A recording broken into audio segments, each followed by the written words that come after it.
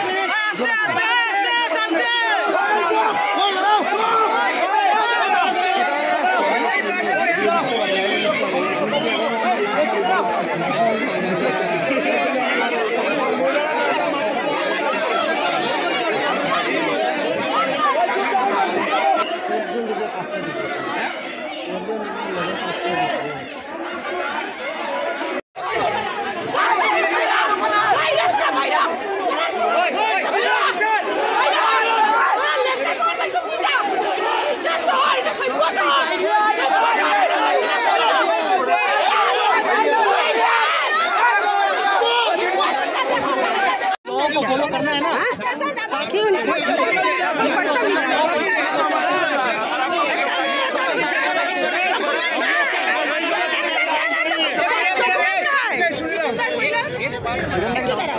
हम लोग का सीजन का एक आपका कल्चर है।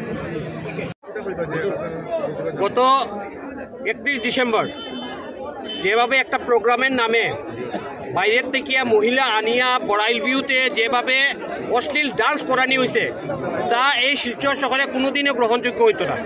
আমরা শিলচর শহর শহীদের শহর, শিলচর শহরের একটা কালচার আছে, শিলচর শহরের একটা সংস্কৃতি আছে এবং এই সংস্কৃতি খেয়াল না রাখিয়া তারা যেভাবে বাইরের থেকে একজন মহিলারে আনিয়া প্রায় অর্ধনগ্ন অবস্থায় যেভাবে ওরা ডান্স করাইছে শিলচরে এগুলো কোনোদিন গ্রহণযোগ্য হইতো না।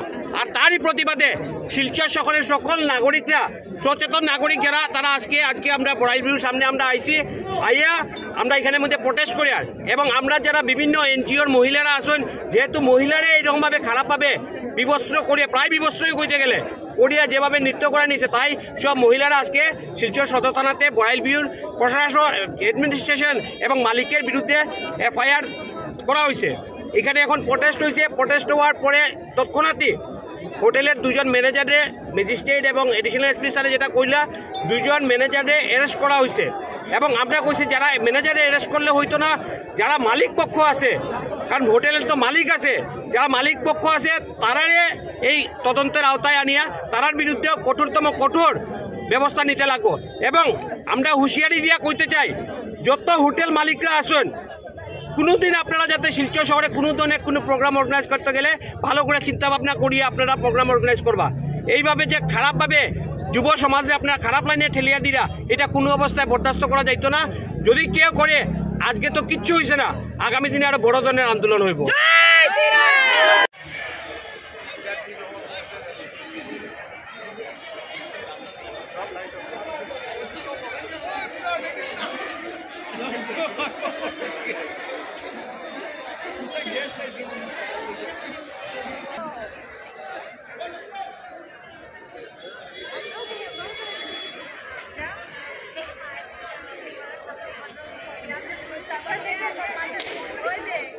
দেখতে